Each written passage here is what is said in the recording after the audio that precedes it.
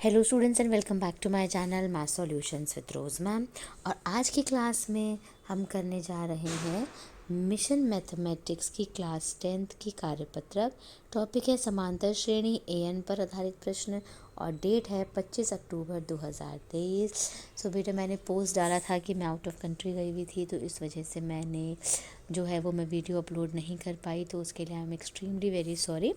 लेकिन अब से जो वीडियोस हैं वो हम कंटिन्यू करेंगे टाइमली वर्कशीट्स को, ठीक है। तो अभी थोड़ा टाइम लगेगा मुझे क्योंकि पुरानी वर्कशीट्स को कंप्लीट करना है पहले, बट मैं उसको अपलोड कर दूँगी, ठीक है।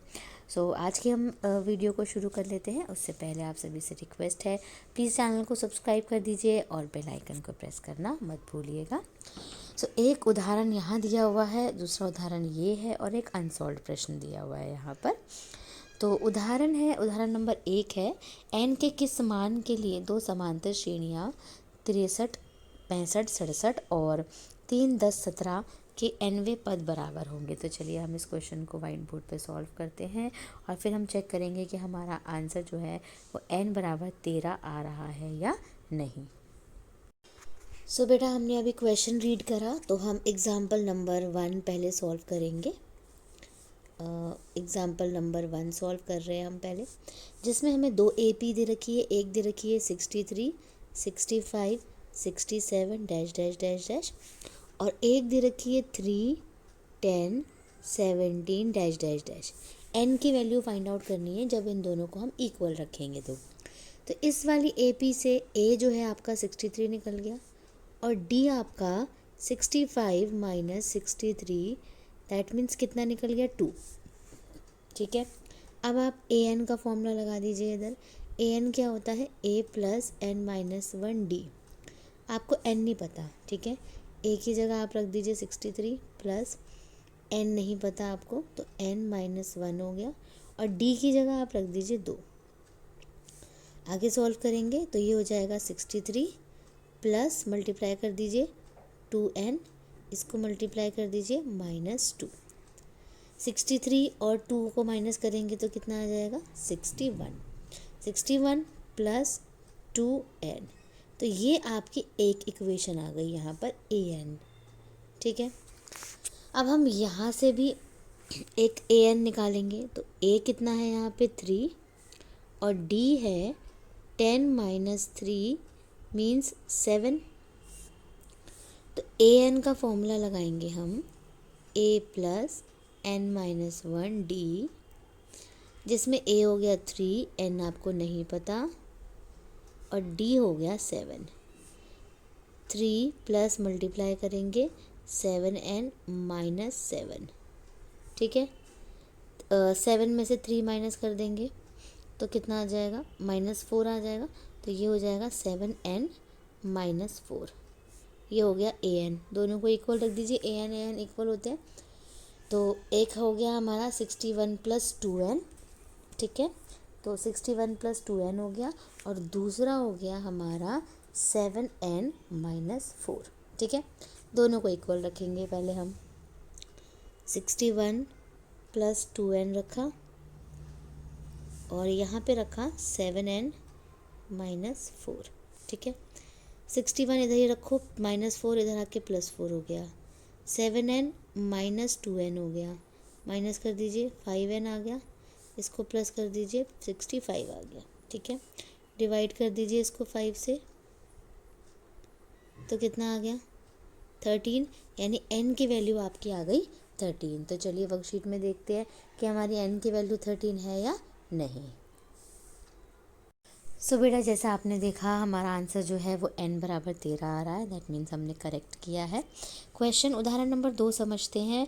AP आपको दे रखी है 3, 8, 13 डैश डैश डैश और 248 और 253 के अंतिम पद से 20वां पद ज्ञात करना है। तो अंतिम पद से 20वां पद ज्ञात करना है, यानी AP को आपको उल्टा करना है फिर आपको सॉल्व करना है, और AP जो A20 की वैल्यू है वो 158 आनी चाहिए। तो चलिए हम इस क्वेश्चन को भी वाइट बोर्ड पे सॉल्व कर लेते हैं।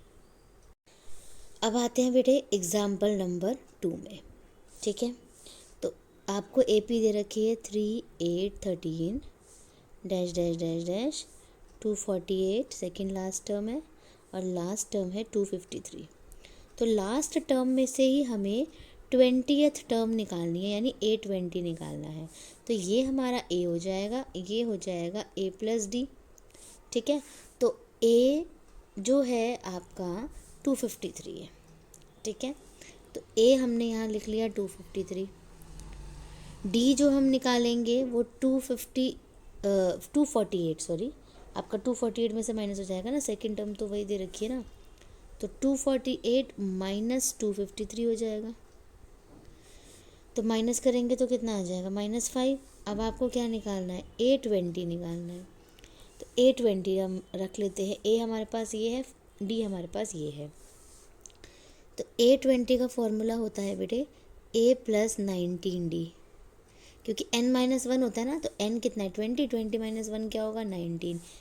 तो ये एक शॉर्टकट है, जैसे अगर 20 टर्म दे रखी है तो यहाँ 19D लिख दो, 19 दे रखी है तो यहाँ 18 लिख दो, 17 दे रखी है यहाँ 16 लिख दो, ऐसे करके एक एक करके कम लिखनी होती है। ठीक है, अब A हमारा कितना था बेटे 253 था, 19 की जगह 19 रखो। D आपका था -5। ठीक है, 253 आ गया, प्लस माइनस माइनस 19 को 5 से मल्टीप्लाई कर दो, 5 9 ज़ा 45।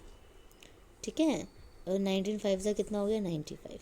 माइनस कर दो इसको, 253 को हम 95 माइनस करेंगे तो कितना आ जाएगा, ये यहाँ पे ये हो गया आपका 158 हो गया। तो 158 हमारा A20 का आंसर आ गया। अब हम देखते हैं, वर्कशीट में चलते हैं वापस से कि हमारा आंसर जो है वो हमने सही सॉल्व किया है या नहीं किया। अब आते हैं बेटा हम हमारा देखिए A20 158 आ गया, दैट मीन्स हमने करेक्ट किया है। अब आते हैं अनसॉल्व प्रश्न पे। यदि किसी AP के तीसरे और 9वें पद आपको दे रखे हैं, तीसरा पद और 9वां पद दे रखा है, तो AP का कौन सा पद शून्य होगा आपको ये बताना है। तो चलिए हम इस क्वेश्चन को वाइट बोर्ड पे सॉल्व कर लेते हैं। अब आते हैं बेटे हमारे अनसॉल्व क्वेश्चन पे। तो क्वेश्चन नंबर 1 हमारी वर्कशीट का जो है, इसमें आपको बोल रखा है कि जो थर्ड टर्म है वो 4 दे रखी है और जो 9th टर्म है वो -8 दे रखी है। थर्ड टर्म का मतलब हुआ A+2D, अभी मैंने ऊपर समझाया था आपको, और 9 का मतलब हुआ 9th टर्म का A+8D।